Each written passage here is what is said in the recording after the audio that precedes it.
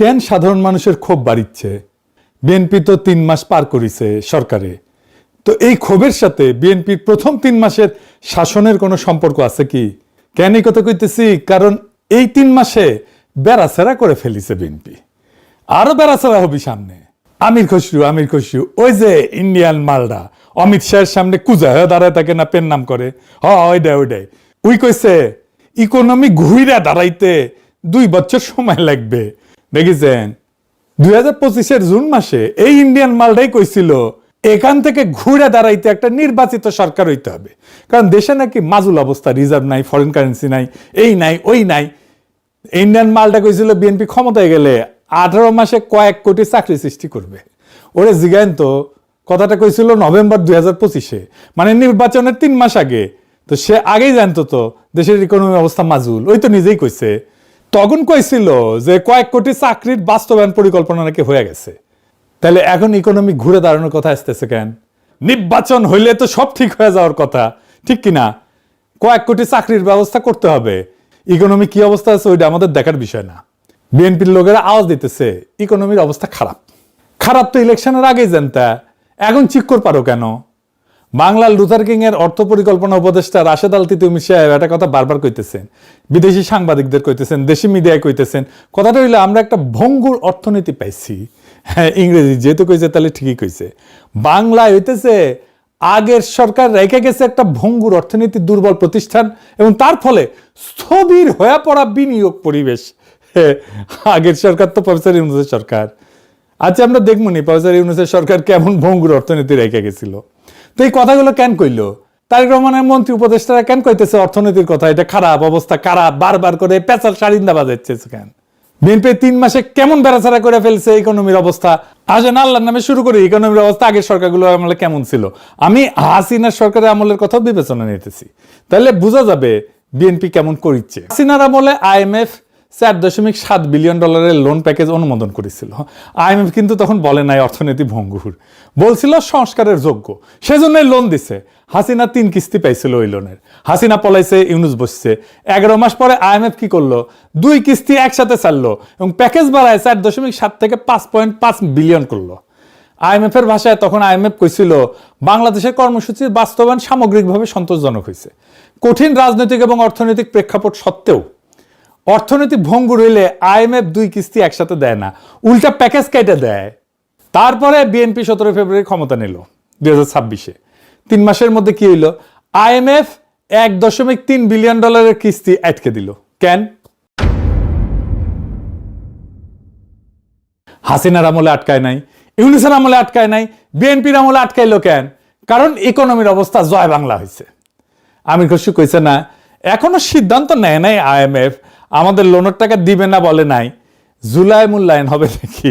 হুই ভাবিছে দিবি লোন, না দিবি না, IMF লোন দিবি না। IMF এর দরজা বন্ধের শব্দ দেন এডিটর সাহেব। IMF বন্ধ করে নাই দরজা, বিএনপি নিজেই বন্ধ করেছে, নিজে মারিছে। কেমনে? পরে দেখুন। তার আগে একটা ইকোনমিক্সের জন্য গুরুত্বপূর্ণ র্যাঙ্কিং দেখি অর্থনীতির জন্য। এইখানে 3 মাসের তারেক রহমানের শাসনকালের ইকোনমির অবস্থা কি হয়েছে, বিদেশিরা কিভাবে দেখিচ্ছে, পশ্চিমা শক্তি কিভাবে দেখিচ্ছে, সেটা বোঝা যাবে। ব্যাংকিং বোঝার আগে কয়েকটা জিনিস জানা নেওয়া দরকার, তাইলে বুঝতে সুবিধা হবে। ব্যাংকে আপনি ধরেন লোন চাইলেন, ব্যাংক সাথে দিবে না।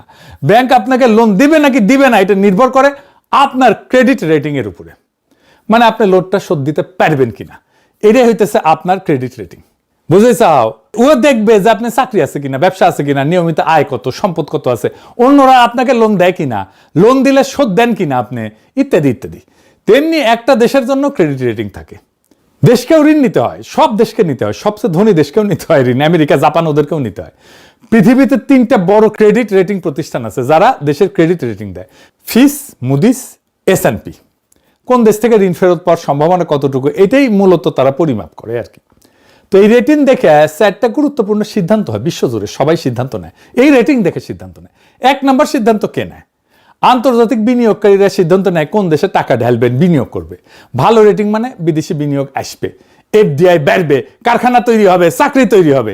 2 নাম্বার, আন্তর্জাতিক ব্যাংকগুলো সিদ্ধান্ত নেয় বাংলাদেশ সরকার বা প্রাইভেট কোম্পানিকে কত সুদের ঋণ দেবে। রেটিং খারাপ মানে সুদের হার বেশি, বুঝেছাও। 3 নাম্বার, আমদানি রপ্তানিতে বাংলাদেশের এলসির মানে লেটার অফ ক্রেডিট এটার শর্ত পাল্টাবে কিনা। রেটিং খারাপ মানে বিদেশি ব্যাংকগুলো বাংলাদেশের ব্যাংকের এলসি গ্রহণ করতে চায় না, বলে অ্যাডভান্স পেমেন্ট করো, কনফার্মেশন ফি বাড়ায়, মানে গার্মেন্টস, ওষুধ, ইলেকট্রনিক্স যা যা আমদানি করা হয় সবার খরচ বেড়ে যায়। 4 নাম্বার হইতেছে IMF, বিশ্বব্যাংক, এডিবি এদের সিদ্ধান্ত ফিসের রেটিং একটা সুযোগ হিসেবে কাজ করে।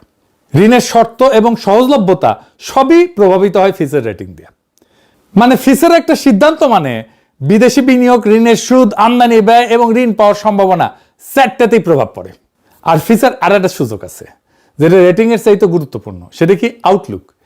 এটা ভবিষ্যতের সংকেত বলে এই দেশের অর্থনীতি কোন দিকে যাইতেছে, কোন রাস্তায় যাইতেছে, স্থিতিশীল, ইতিবাচক না নেতিবাচক, বুঝেছাও। রেটিং একটা স্ন্যাপশট মানে একটা সময়ের ছবি, মানে নির্দিষ্ট সময়ের ছবি। আউটলুক মানে ট্র্যাজেক্টরি, কোন দিকে যাইতেছে, বুঝেছাও। তো আউটলুক যখন স্থিতিশীল বিনিয়োগকারীরা তখন স্বস্তি পায়, রেটিং নামার সম্ভাবনা কম। আউটলুক যখন নেগেটিভ তার মানে বোঝা যাচ্ছে আগামী 12 থেকে 24 মাসে রেটিং আরো নামবি, বিনিয়োগকারীরা দূরে সরে যাবে, ঋণের সুদ বাড়বি, দেশের অর্থনৈতিক ফাঁস টান টান হয়ে বসবি।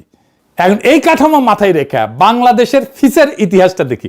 ফিস কি কি রেটিং দিছিল, কখন কি দিছিল, কেমন দিছিল। হাসিনার শেষ সময় 27 মে 2024 ফিস রেটিং দিল, নামাইছিল BB মাইনাস থেকে B প্লাসে নামাইছিল। প্লাস মানে বেশি না, খারাপ, কিন্তু আউটলুক রাখছিল স্থিতিশীল। IMF লোন দিছে। ইউনুসের আমলে 22 মে 2025 ফিস B প্লাস এটা রাখছিল, আউটলুক স্থিতিশীল রাখছিল। রেমিটেন্স 28% বৃদ্ধি পাইছিল, গার্মেন্টসের রপ্তানি 10% বৃদ্ধি পাইছিল, সব ফিস স্বীকার করেছে। বিএনপি বিজয়ের পরপরই ফেব্রুয়ারি 2026 ফিস কইছিল যে B প্লাস ঠিক আছে, স্থিতিশীল বহাল রাখছে। ফিস বলছিল যে 12 ফেব্রুয়ারি নির্বাচন স্বল্প মেয়াদী রাজনৈতিক এবং নীতিগত অনিশ্চয়তা কমাইছে, মানে পজিটিভলি দেখছিল, ইতিবাচক ভাবে দেখছিল। 17 এপ্রিল 2 মাস পরে IMF কইল তোমার ঋণের যে কিস্তি বাকি আছে যেটা ছিল তা দিমু না, কারণ তুমি সংস্কার করতেছো না। তার 3 সপ্তাহ পরে 13 মে 2026 বিএনপি 85 দিনের মাথায় বাংলাদেশের আউটলুক স্থিতিশীল থেকে নেতিবাচক করে দিল। ফিস ধপাস করে পড়লো, 3 মাস যা নাই স্থিতিশীল থেকে নেগেটিভ করলো। তো ফিস কেন এই সিদ্ধান্ত নিল? ফিস বলছে আর্থিক খাত সংস্কার না হওয়া, ব্যাংকিং খাতের খেলাপি ঋণ এটা 30%-এর বেশি, আর জিডিপি গ্রোথ এটা নোজ ডাইভ দিতেছে, মানে নাক যে এটা নোজ ডাইভ দিতেছে। 2026 এটা 3.7 হবে, সামনের বছর আরো কমবে, 3.5% হবে। কোভিডের টাইমে এই লেভেলে নামিয়েছিল। এখন কইবেন জিডিপি কি, এটা খায় না মাথা দেয়, জিডিপি বাড়লে আমার কি লাভ? এটা আমি আগে কইছি, আবারও কই। দেশের ভিতরে 1 বছরে যত পণ্য আর সেবা তৈরি হয় সব মিলায় যোগফল হইতেছে জিডিপি। চা দোকানের চা থেকে শুরু করে গার্মেন্টসের সার, ডাক্তারের ফি, রিক্সা চালকের ভাড়া সব। আর গ্রোথ মানে কি? গত বছরের চেয়ে এই বছর কত শতাংশ বেশি তৈরি হইল। 5% গ্রোথ মানে গত বছর যা হয়েছিল এই বছর তার চেয়ে 5% বেশি, 5% বেশি। গত বছর 100 হইলে এবছর 105, বুঝেছাও। ধরেন একটা গ্রামে গত বছর 100 টাকার পণ্য তৈরি হইলো, এই বছর তৈরি হলো 106 টাকার, তাহলে গ্রোথ হইল 6%। তো সাধারণ মানুষের জীবনে এর কি প্রভাব? ভালো হইলে 6 থেকে 7% হইলে এটা ভালো গ্রোথ বলা হয় দেশের ক্ষেত্রে। কারখানা বাড়ে, চাকরি বাড়ে, ব্যবসায়ীর হাতে টাকা আসে, কর্মচারীর বেতন বাড়ে, সরকারের ট্যাক্স বাড়ে, রাস্তাঘাট, হাসপাতাল, স্কুলে খরচ বাড়ানোর সুযোগ হয়, দোকানে বেচাকেনা বাড়ে, ছোট ব্যবসায়ী লাভ পায়। গ্রোথ কম হইলে এটা 3 থেকে 4% হচ্ছে কম গ্রোথ। নতুন চাকরি কম তৈরি হবে, বেতন বাড়বে না, জিনিসপত্রের দাম বাড়বে, কিন্তু তরুণরা বিদেশে যাইতে চাইবে, ব্যবসায় বিনিয়োগ করতে চাইবে না। তাইলে আগের বছরগুলোর জিডিপি হিসাব দেখায়, তাহলে ভালো বুঝতে পারবেন যে আমাদের জিডিপি কোন দিকে যাইতেছে। এইটা সাহেব একটা গ্রাফ ক্রিয়েট করে দেখান। 2010 5.6%, 2011 6.5%, 2012 6.5%, 2013 6%, 2014 6.1%, 2015 6.6%, 2016 7.1%, 2017 6.6%, 2018 7.3%, 2019 7.9%, 2020 3.4%, 2021 6.9%, 2022 7.1%, 2023 5.8%, 2024 4.2%। এটা হইতেছে প্রফেসর ইউনূসের আমলে, বুঝেছেন? তো ব্লুমবার্গ এটা কিন্তু একটা বিখ্যাত প্রতিষ্ঠান, এর নিজের ভাষায় কইছে যে বাংলাদেশের B+ রেটিং ইতিমধ্যে junk rated, highly speculative for investors, মানে বাংলাদেশে কোনো বিদেশি ইনভেস্টমেন্ট আসবে না এই রেটিং থাকলে, যতই চেষ্টা করুক, যতই প্রণোদনা দিক। এটাই বাংলাদেশের আন্তর্জাতিক অর্থনীতির রায়, বিএনপির স্কোর কার্ড। মা আমি না ফার্স্ট হয়েছি, মাত্র 85 দিনে অর্জিত 3 মাস ইকোনমি জয় বাংলা করে দিল, মাত্র 3 মাস। কার টাইমে ইকোনমি তাহলে জয় বাংলা হইলো? বিএনপির আমলেই তো। আর ইউনিসের আমলে কি হয়েছিল? রিজার্ভ 20 বিলিয়ন থেকে 31.72 বিলিয়নে গেছিল, রেমিটেন্স রেকর্ড $32.8 বিলিয়ন 2025-এ, আর $4 বিলিয়ন বৈদেশিক ঋণ শোধ করা হয়েছে। তারপরেও ও কয় ভঙ্গুর অর্থনীতি। বিএনপি ক্ষমতা পাইছিল হাসিনার চেয়ে ভালো অবস্থায়, ইউনিসের চেয়ে দৃঢ় ভিত্তিতে পাইছিল, সেটা 3 মাসে বেড়াচাড়া করে দিছে। হঠাৎ এই 3 মাসে কেমনে হইল অর্থনীতির এই অবস্থা? এটা হঠাৎ করে হয়েছে, কিন্তু কেন হঠাৎ হয়েছে এটা মনে হয় বিএনপিও বুঝতে পারে না, বা বুঝলেও চেপে যাইতেছে। আমি ধরাই দিতেছি, একেবারে খাপে খাপ মমতাজের ভাব মিলে যাবে।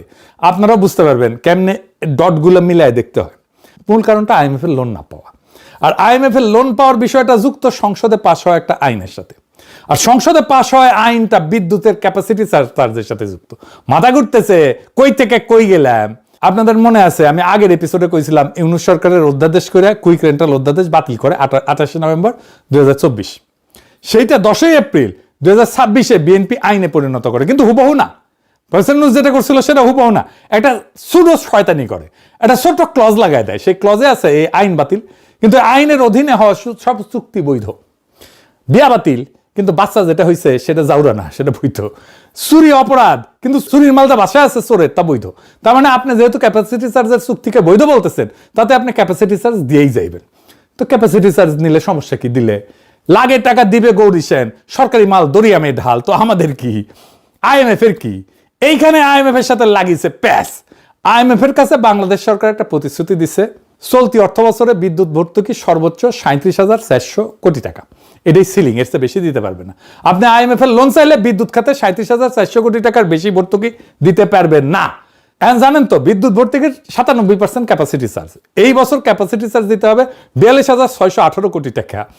বিএনপি ইউনূস সরকারের অধ্যাদেশ আইনে পরিণত করলে একেবারে যা ছিল সেই রকম, 1 টাকাও ক্যাপাসিটি চার্জ দিতে হইতো না, কারণ চুক্তিগুলো অবৈধ হয়ে যেত। চুক্তি অবৈধ হলে ক্যাপাসিটি চার্জ দেওয়ার কোনো দায় নাই। এই 42,618 কোটি টাকার ক্যাপাসিটি চার্জ কি বিএনপি সরকার এমনি এমনি দিবে হাসিনা মাফিয়াদের? হ্যাঁ না তো, যাদের দিবে তাদের সাথে সিস্টেম করেছে, আমারও দেন, আপনিও খান, আমিও খাবো, আমি কি তোমার পর? হ্যাঁ এটা কয়, আর এই জিনিস নেয়। হ্যাঁ কয় পার্সেন্ট নেবে জানি না, 10% নিতে পারে, 10%ও কম না। ঠিক গুনে গুনে এর 6 দিন পরে 16 এপ্রিল ওয়াশিংটনে IMF এর কৃষ্ণা শ্রীনিবাসন ঘোষণা করলো IMF এর কিস্তি দিবি না। ঠিক তার 4 সপ্তাহ পরে ফিচের রেটিং কমলো। মিলে এবার ওই যে এপিসোডের শুরুতে ক্লিপটা দেখাইছিলাম, এডিটর সাহেব আবার দেখ, অর্থনৈতিক সংকটের ধাক্কা আগেই বুঝতে পেরেছে, বুঝিসাও?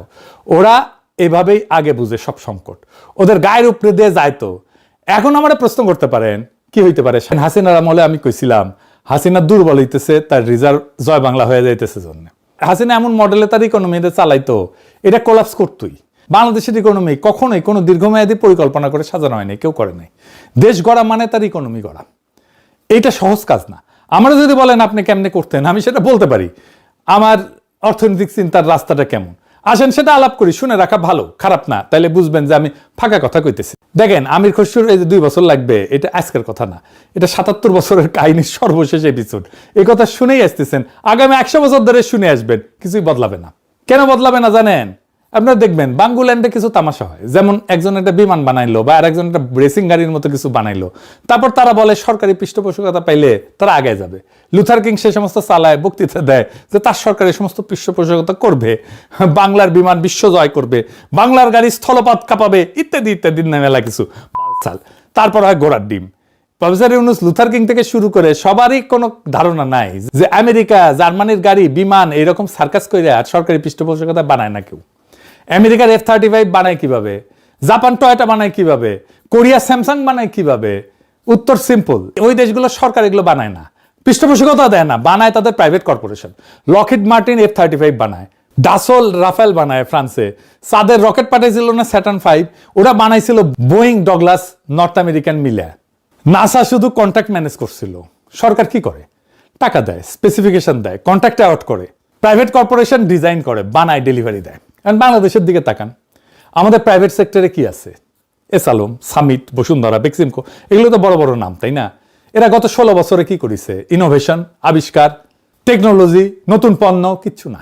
ক্যাপাসিটি চার্জ নিছে, ইন্ডেমনিটি আইনে টাকা পাচার করেছে, লুটপাটে এরা ওয়ার্ল্ড ক্লাস। কিন্তু এদের দিয়ে বাংলাদেশের টয়টা বানাবেন, পারবেন না। এদের দিয়ে বাংলাদেশের স্যামসাং বানাবেন, পারবেন না। ওরা ওই মালই না। স্যামসাং 1938 সালে শুরু হয়েছিল একটা মুদির দোকান হিসেবে, আজকে আইফোনকে চ্যালেঞ্জ করে। সনি যুদ্ধের পর শুরু হয়েছিল একটা পোড়া দোকানে রেডিও সারাইতো। 80 বছরে তারা কোথায় গেছে দেখেন। কারণ রাষ্ট্র ছিল, আইনের শাসন ছিল, ক্রেডিটের সিস্টেম ছিল। আমাদের কি আছে? কিছুই নেই, বালটাও নাই। সরকার সামান্য ইউরিয়া সার প্রক্রিয়া করতে পারে না। আন্তর্জাতিক কন্ট্রাক্টর আমাদের দরপত্র পাত্তাই দেয় না। দেখেন কি অবস্থা। সরকারি চিনির মিল চিনি বানায়, বেচতে পারে না। ভারত থেকে চিনি আমদানি করি। এই হলো আমাদের রাষ্ট্রের দক্ষতা। কোনো ব্যাকগ্রাউন্ড কাজ নাই, কোনো কাঠামোগত পরিকল্পনা নাই, শুধু স্লোগান। কোটি কোটি চাকরি দেবে, তো দেখাও কোন কর্পোরেশনে চাকরি হবে, কোন সেক্টরে চাকরি হবে, কোন ইন্ডাস্ট্রিতে চাকরি হবে। সেই ইন্ডাস্ট্রি এখন কই? কিছু নাই, শুধু মুখের আওয়াজ। আওয়াজে ভাবেই আম্বিয়া এরা। আমাদের একটাই সেক্টর সত্যিকার অর্থে গ্রো করছে, গার্মেন্টস। কেন? এটা লো স্কিল, সস্তা শ্রম, এক্সপোর্ট। মাঝখানে আমাদের কন্ট্রিবিউশন কি? সস্তা শ্রমটা আমাদের কন্ট্রিবিউশন, আর কিচ্ছু না। বুদ্ধি না, টেকনোলজি না, ইনোভেশন না, শুধু সস্তা শ্রম। 40 বছরে আমরা এই ফাঁদ থেকে বের হইতে পারতেছি না। ভিয়েতনাম পারছে, চীন পারছে, আমরা পারি নাই। কারণ আমাদের কোনো স্যামসাং নাই, কোনো হুয়াওয়ে নাই। আমাদের আছে এস আলম যে ব্যাংক লুটে, আমাদের আছে দরবেশ বাবা যে শেয়ার বাজার লুটে। বাংলাদেশে প্রকৃত উৎপাদনশীল কর্পোরেশন গড়ে তুলতে হবে। ইঞ্জিনিয়াররা এই দেশে কাজ করুক, মালয়েশিয়ায় না, কানাডায় না। দেশে বেস্ট ব্র্যান্ডগুলো দেশেই থাকুক। থাকে না তো বেস্ট ব্র্যান্ডগুলো, এটা বড় সমস্যা। তো এইটার জন্য দরকার আইনের শাসন, এফিসিয়েন্ট একটা ক্রেডিট সিস্টেম, স্বচ্ছ প্রকিউরমেন্ট, প্রকৃত শিক্ষা, রাজনৈতিক স্থিতিশীলতা এবং সবচেয়ে গুরুত্বপূর্ণ লুটেরা অলিগারদের শাস্তি, যাতে নতুন প্রজন্ম দেখে যে লুটপাট করে কেউ পার পায় না। এইসব 2 বছরে হবে না, 5 বছরেও হবে না, এক প্রজন্ম লাগবে। কিন্তু এই কাজ আজকে শুরু না হইলে 2050 সালেও আমরা একই জায়গায় থাকবো। ভারত থেকে চিনি আমদানি করব, ইউরিয়া প্রকিউর করতে পারবো না, কেউ আমাদের টেন্ডার দেখে আওয়াজই করবে না।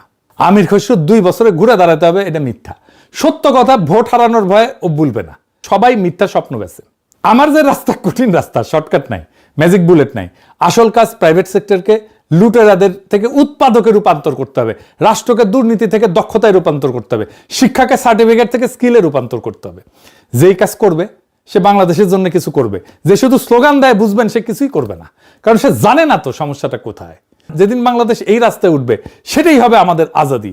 আমরা সেই দিনের অপেক্ষায় আছি। ইনকিলাব জিন্দাবাদ।